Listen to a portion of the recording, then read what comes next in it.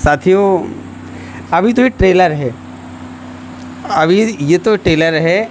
अगर वास्तव में मैं ये कहता हूँ, अगर वास्तव में एनडीए की सरकार बनती है, चाहे वो गठबंधन से बने, कैसे भी बने, अभी ये ट्रेलर है, ये नंबर सबका आना है। अभी एक की तमाचा लगा है और वास्तव में जनता आज के समय में अब समझो सहन करने की क्षमता हमारे लोगों की बिल्कुल ख़त्म हो गई। सहन शक्ति थी वो हमारी इस सरकार ने पूर्ण तरीके से छीन लिया है।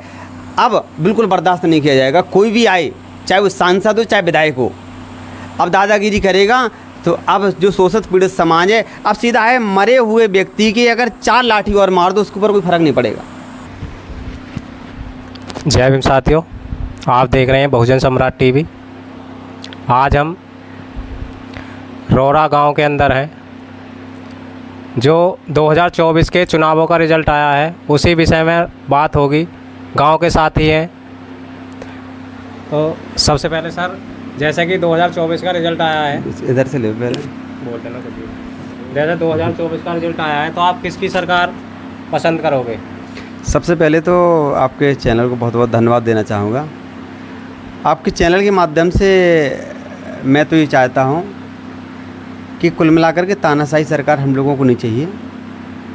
और जिस प्रकार से समाज ने सपोर्ट किया है, अपना जहाँ जिसका मत आया है वहाँ पे व्यक्ति ने मत दिया है। अब कुल मिलाकर के जो भी हुआ है वो सब कुछ ठीक हुआ है, लेकिन अब हम लोग ये चाहते हैं कि जो हमारा युवा वर्ग है, युवा वर्ग को सिर्फ रोज़गार चाहिए है और उसको आगे नौकरी मिले और हम लोगों की जो परेशानियां हैं हमारे शोषित पीड़ित समाज की, उनमें थोड़ा सुधार हो। और सरकार तो भाई जिसकी बनेगी वो तो बनेगी, जिसको बनाएंगे वो, क्योंकि आरएसएस के लोग जो हैं वो चाहे हमारे एनडीए हो और चाहे वो इंडिया हो, हर जगह वही लोग बैठे हैं। हम लोगों का मुद्दा सिर्फ यही है कि चाहे शोषित पीड़ित समाज हो, चाहे अदर समाज हो, चाहे अदर वर्ग हो, सब लोगों को, हमारे युवा वर्ग को रोज़गार चाहिए। बस हम आपके चैनल के माध्यम से इतना ही कहना चाहेंगे। और भी हमारे साथी हैं, सभी लोगों से संपर्क करें, किसका क्या मत है। बहुत बहुत धन्यवाद। सर आपकी क्या राय है इसमें? सर सबसे पहले आपके चैनल को धन्यवाद देता हूं। और इस विषय में राय ये है कि हम चाहते हैं इंडिया गठबंधन की सरकार। वो इसलिए कि एनडीए यानी भाजपा के जो प्रधानमंत्री रहे हैं उन्होंने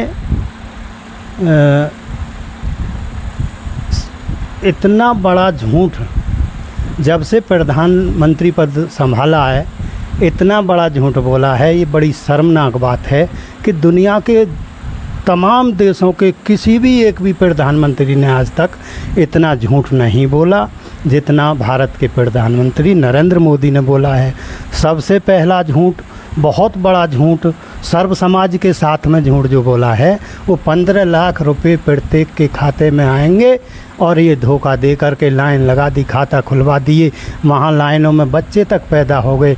लेकिन आज तक 15 लाख की तो बात क्या है, 15 पैसे भी किसी के खाते में नहीं आए। इसके अलावा दलित समाज के लिए, दलित समाज में जाकर के इन्होंने मुर्गों के बच्चे, मुर्गों के चूजे वितरित किए और हर घर में 1.5 फीट के, वो भी जालीदार लैट्रीन के गड्ढे बनवाए। मोदी की सोच देखो कि छोटे छोटे घरों में रहने वाले लोगों के गड्ढे खुदवा दिए और उनमें उसका उद्देश्य था कि यहाँ गंदगी पैदा होगी, इनके घरों में घर सील पाएंगे और वहाँ गंदगी होने से मतलब बदबू होगी, बीमारी फैलेगी और ये इनका बेड़ा ही गर्क हो जाएगा, ये बिल्कुल जीवन से ही समाप्त हो जाएंगे। ऐसी मोदी जी की नीति है। आज तक शिक्षा पर कोई बात नहीं, बात करते हैं तो राम मंदिर की करते हैं, आज तक स्वास्थ्य की तरफ कोई ध्यान नहीं, बात करते हैं तो हिंदू मुसलमान की करते हैं। भारत तो तमाम धर्मावलंबियों का देश है, भारत तो गरीबों और अमीरों का देश है, भारत तो धर्म सापेक्ष संविधान में जो व्यवस्था है धर्म सापेक्ष की गई है, यहाँ सभी धर्म बराबर हैं। मोदी जी ने जब से सत्ता में आए हैं इतनी बड़ी गहरी खाई खोद दी है कि उसे पाटना मुश्किल है। सर मोदी जी तो कहते हैं कि हमने विकास न करा है, उनकी 10 साल सरकार रह गई इस बार, लेकिन अब के भी चांस ज़्यादा एनडीए सरकार के ही हैं जी। हर जगह रोड बिछवा दिए उन्होंने, पक्के मकान बनवा दिए, लैट्रिन बनवा दिए। आप कह रहे हो कि कुछ नहीं करा? जी बिल्कुल बिल्कुल, बहुत विकास किया है, विकास किया है पूंजीपति लोगों का, अडानी ग्रुप का विकास किया है। और जहाँ तक सवाल है ये बहुत विकास किया है, किसानों का इतना विकास किया है, कहा था कि हम 2024 तक किसान की दोगुनी आय कर देंगे, लेकिन उसमें क्या किया, खाद के लिए पूरे 10 वर्ष किसानों की लाइन लगी रही और 2-2 कट्टे के लिए 50 बीघा 40 बीघा 100 बीघा के जोतने वाले किसान सुबह से भूखे प्यासे सोसाइटी पे पड़े रहे और उन्हें खाना तक पैदा नहीं हुआ। इसके अलावा यूरिया के बोरे का वज़न कम कर दिया, यूरिया का कम, खाद का कम कर दिया, दवाइयों का इतना रेट है आज बाज़ार के अंदर के किसान की पहुंच से बाहर है, और वो भी नकली दवाएं चल रही हैं। तो आप कह रहे हो कि किसानों का दुगनी वजन, मतलब उन जो लागत लगती है किसानों का, खाद होगा, यूरिया होगा, उस पर पैसे बढ़ा दिए, लेकिन जो किसानों के नेता हैं वो बीजेपी में जा कर के चले गए, तो आप ये कह रहे हो? वो किसानों के नेता हो ही नहीं सकते। जिसे किसानों का दर्द नहीं है वो किसानों का नेता कैसे हो सकता है। जहाँ एक तरफ किसान की आमदनी घट रही है, यूरिया का वज़न कम किया जा रहा है और किसानों का वाजिब दाम, किसी भी फसल का कोई मूल्य नहीं मिल रहा है, एमएसपी के लिए तैयार नहीं है, तो वो मैं तो समझूंगा कि वो अवसरवादी हैं, वो भाजपा के चमचे हैं या मोदी के चमचे हैं। सर आपकी क्या है? दूसरे, आधुनिक समय में जो भारत का संविधान, जिसके कानून और नियम के अनुसार तमाम भारत चल रहा है, इससे पहले जो भारत में मनुस्मृति के द्वारा यहाँ शासन व्यवस्था थी, उसमें इतनी ऊंच नीच जातिवाद छुआछूत थी कि उसे ज़मीन आसमान का उसमें अंतर पाया गया। तो डॉक्टर भीमराव अंबेडकर ने दुनिया का सबसे लंबा लिखित और सर्वश्रेष्ठ संविधान इसे दुनिया ने माना है, परंतु आज मोदी एंड कंपनी उस संविधान को बदलने की बात करती है। इसलिए यहाँ मोदी एंड कंपनी की सरकार नहीं बननी चाहिए, ये हमें कतई मंजूर नहीं है। तो सर यहाँ पे मोदी को भी तो आपने वोट दिया है, यहाँ का जो सांसद है वो तो बीजेपी से ही निकला है, तो आपने भी तो वोट वहीं पर दे दिया। नहीं, जहाँ तक वोटिंग का सवाल है, और ये बात 4 जून को चर्चा में आई, गठबंधन के जयराम रमेश ने ये घोषणा की, ये बताया तुरंत कि काउंटिंग के समय 150 डीएम को धमकाया जा रहा था और उन्हें भाजपा के लिए विजयी घोषित प्रत्याशी करने के लिए धमकाया जा रहा था। और हुआ भी ये। फर्रुखाबाद की बात करें तो वहाँ डीएम को वहाँ काउंटिंग में जाकर बैठ गए और डीएम साहब ने वहाँ बिजली कटवा दी, लगभग पौना घंटा बिजली गायब रही। इसी बीच पुलिस और सिपाहियों के बीच झड़प हुई, जिसमें कुछ देर बाद वहाँ से भाजपा प्रत्याशी विजयी घोषित किया गया। तो ये धांधली हुई है। सभी वोट कहाँ दिया है भाजपा को, किसने वोट दिया है? ये सब कुछ बेईमानी से हुआ है, सरकारी मशीनरी का दुरुपयोग किया गया है। तो मैं नहीं मानता कि भाजपा को समर्थन मिला है सरकार बनाने के लिए। हाँ, सबसे पहले नंबर आपके चैनल को धन्यवाद देना चाहूँगा। बोलिए सर, क्या जान? सर जैसे कि एनडीए और इंडिया गठबंधन, जी, अभी दोनों पार्टियां ही बराबर से उस पर हैं, जी जी किसी की भी सरकार बन सकती है, कह नहीं सकते, लेकिन आप किसकी सरकार चाहते हो? सरकार देखो, हम तो यही चाहेंगे कि चाहे जो भी बने, मगर दलित समाज के लिए किसी ने प्रोग्रेस नहीं किया, सिर्फ हमारी बहन जी के सिवा। हम तो यही चाहते थे कि अपने समाज से ही सब कुछ होकर आए, मगर अब जो भी सिस्टम चल रहा है ये तो सभी ज़माने को पता है। कितनी हाहाकार आलतू फालतू की ये सब चर्चाओं में बातें निकली हुई हैं कि ये हो गया, वो हो गया, गड़बड़ी हो गई, मशीन पसीना गड़म झगड़म।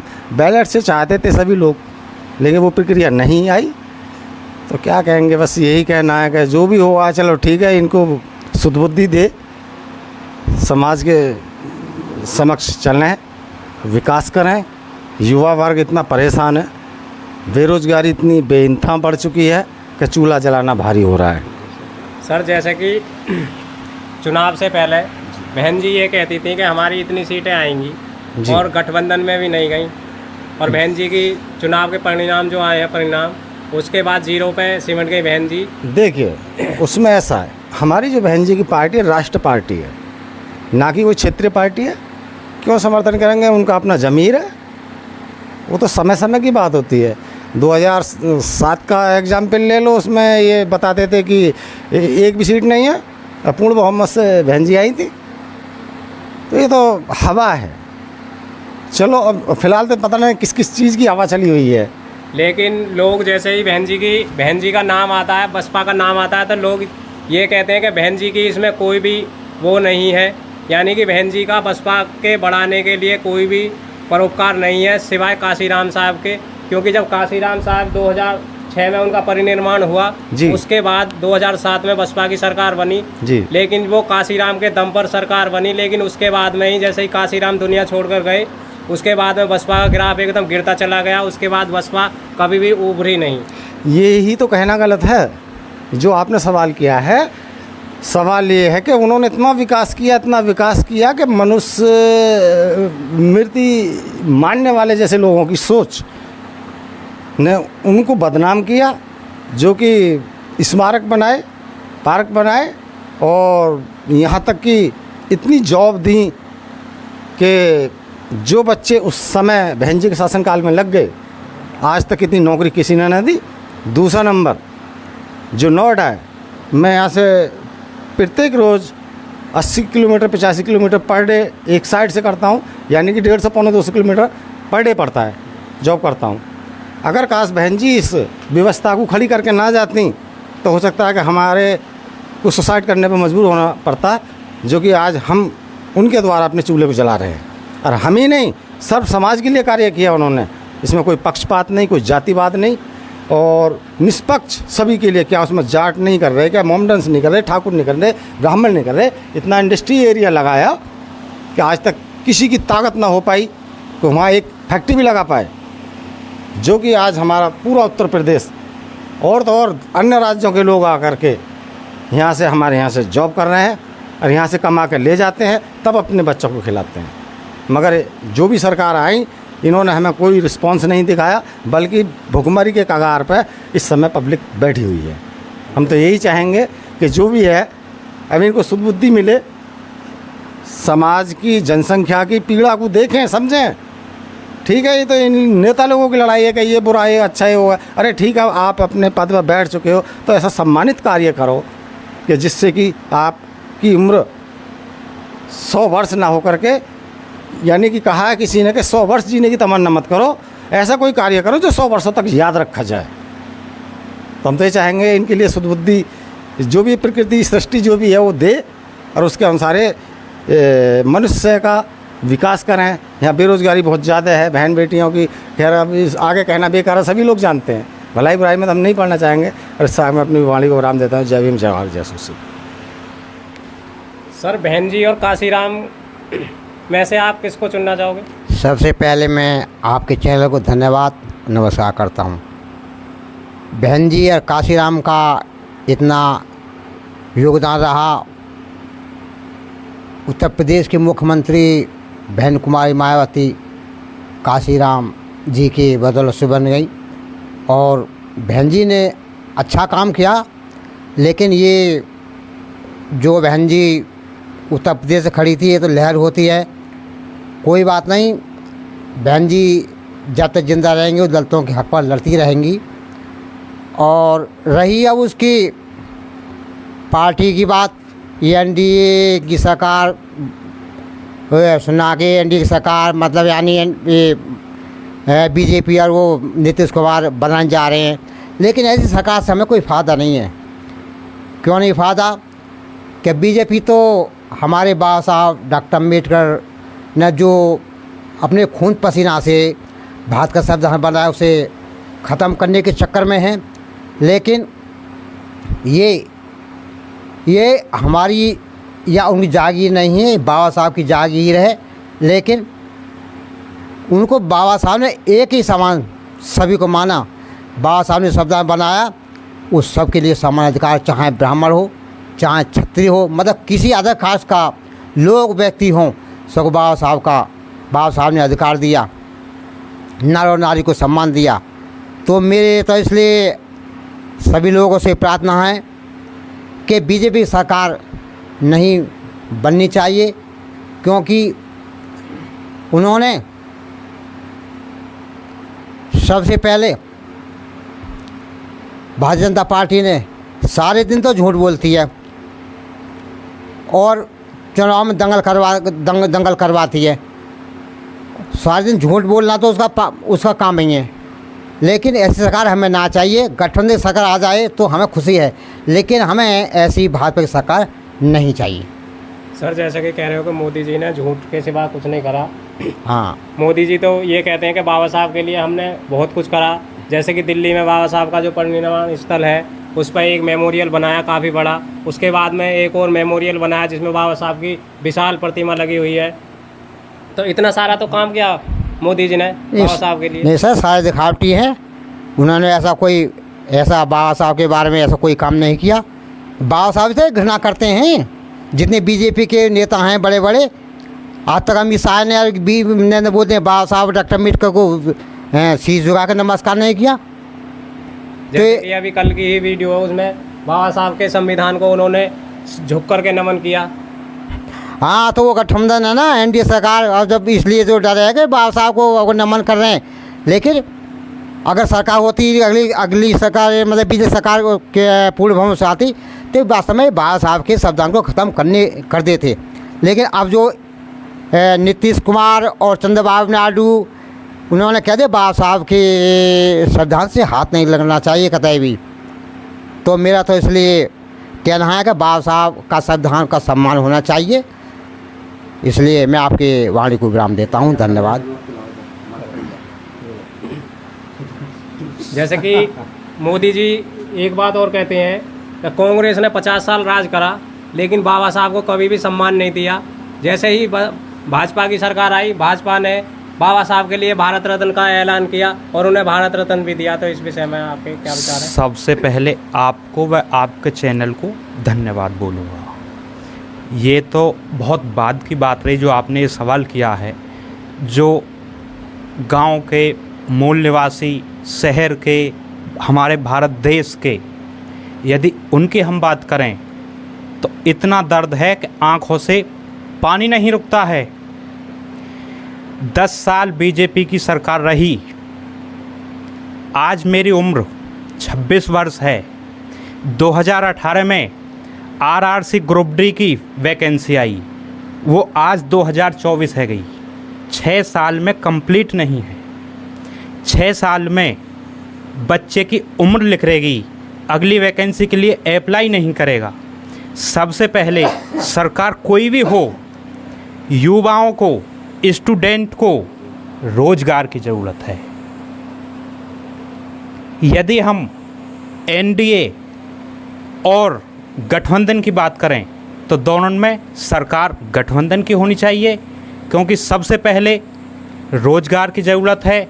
बात करें किसान की, हर 4 किलोमीटर पर जाकर देख लो, कोई 5-4 बीघे का खेत है, 10 बीघे के खेत है, मात्र किसान जितना बीज बो रहा है वो वापस नहीं आ रहा। दिन रात मेहनत मजदूरी करके किसान अपने एक बेटे को 12वीं की कक्षा में पास कराने के लिए दुनिया भर की मेहनत मजदूरी करता है, फिर भी बालक एक वैकेंसी के लिए 500 रुपये की फ़ीस अप्लाई करता है। 2018 में रेलवे ग्रुप डी में 1.5 लाख से अधिक फॉर्म अप्लाई हुए, उनको किसी कारण रिजेक्ट कर दिया। तो ये सरकार का कमाने का धंधा है। 1.5 लाख बालक में मल्टीपल कर लो 500 रुपये का। यूपी पुलिस चाहे सेंट्रल गवर्नमेंट हो चाहे स्टेट गवर्नमेंट हो, हर पेपर को लीक करती है। तो ऐसी सरकार हमारे भारत देश में कभी ना आए। तो उससे ज़्यादा बढ़िया है कि गठबंधन सरकार सबसे पहले आए। नहीं, मोदी जी तो कहते हैं कि हमने युवाओं को नौकरी दी, युवा हमारी सरकार में खुश हैं, किसानों को हमने इतना फ़ायदा दिया, किसान भी खुश हैं, किसानों के नेता बीजेपी में जाके गठबंधन कर रहे हैं। और आप किसान का व युवा का सबसे बड़ा ही तो दुख ये है कि अपनी जो फसल बोई जाए, आज धान का बीज 150 रुपये किलो है और हमारी को कितने खरीदते हैं? मात्र 27 रुपये किलो। और ख़रीदते भी नहीं हैं, कह देते हैं 8 दिन मंडी बंद रहेगी, अपने 150 रुपये किलो। कोई भी दवा गोली है 4 गुना कीमत पर ज़्यादा बेचते हैं उसको।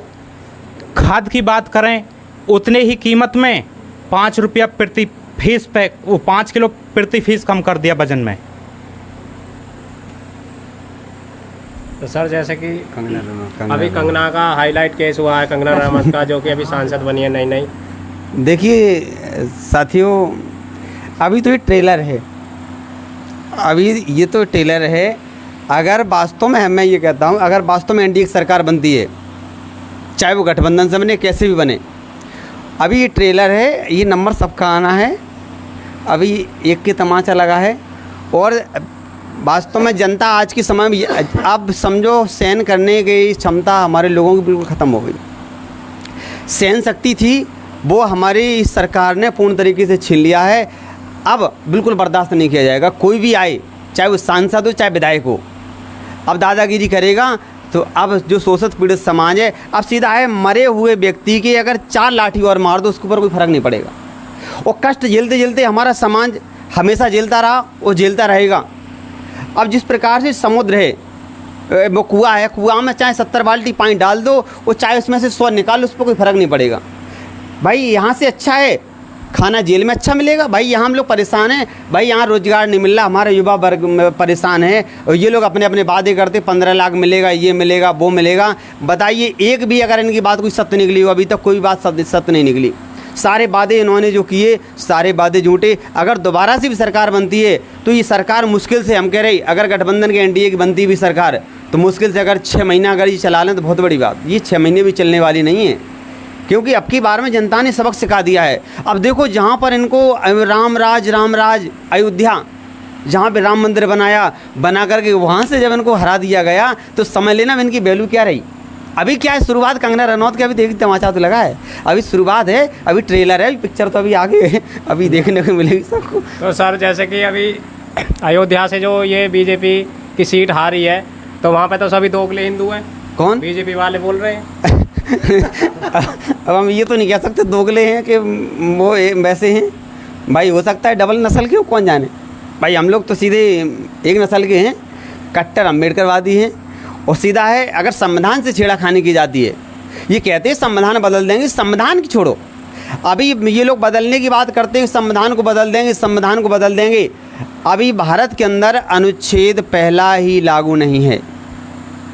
वो ये चिल्लाते हिंदुस्तान जिंदाबाद, हिंदुस्तान शब्द तो पूरे संविधान में कहीं नहीं लिखा है, ये चिल्लाते हिंदुस्तान जिंदाबाद। अरे हिंदुस्तान जिंदाबाद कहाँ, पहले अनुच्छेद पहला ही लागू करो, सब राज्यों को मिलाकर भारत का संघ होगा, चाहे तो 9 राष्ट्रों का मिलन विधि की सम्मत होगा। सारे अनुच्छेदों को हम लोगों को पढ़ना चाहिए। संविधान बदलने की बात वही करेगा जिसको संविधान के अनुच्छेद पता होंगे। अब हमारे लोगों में क्या है, सबसे बड़ी कमी है कि संविधान को पढ़ना नहीं है, और बस अम्बेडकर जयंती आई, जय भीम चिल्ला रहे, इधर हक अधिकार हमारे सब चले जा रहे, उधर अम्बेडकर जयंती मनाने। ये थोड़ी हम लोगों को भी थोड़ा सुधार करना है। भाई वो तो सरकार है, सरकार जैसे चलेगी, भाई सांसद लोग जैसा समर्थन करेंगे, जो नियम वो अपना पास करेंगे, जो समर्थन में होंगे वो अपने हस्ताक्षर करेंगे, नहीं करें, जो नहीं करने वाले हैं वो विरोध करेंगे। वही सरकार मुश्किल से 6 महीने ही चलेगी, ये हम लोगों का वास्तव में विश्वास है। पूर्ण विश्वास है। हो सकता है 6 महीने के बाद में दोबारा से कहो इंडिया की सरकार दोबारा से आए, और इंडिया की सरकार आ गई। वास्तव में कांग्रेस सरकार ने हमारे दादा परदादा जो यहाँ दुनिया में नहीं रहे, ये लोग बताया करते थे कि पहले 2 ही पार्टी थी, भाजपा थी, कांग्रेस थी। कांग्रेस पार्टी ने किसानों के लिए, युवा वर्ग के लिए बहुत कुछ किया, लेकिन जब से बीजेपी पार्टी आई, इन्होंने वास्तव में सारे मुद्दों को लेकर के कोई मुद्दा लिया, ये मुद्दा नया मुद्दा, हर बार में इनके नए नए मुद्दे आते हैं, मुद्दों को लेकर के सरकार बना करके वो सबको ठुल्लू दिखा देते हैं, कहीं कुछ मिलने वाला नहीं है। और दोबारा से भी यही होगा। तो आपके चैनल के लिए आपने इतना समय दिया, इधर आकर के रोरा गांव में आपने हम लोगों के विचार सुने, आपको बहुत बहुत धन्यवाद। नमो बुद्धाय, जय भीम, जय संविधान।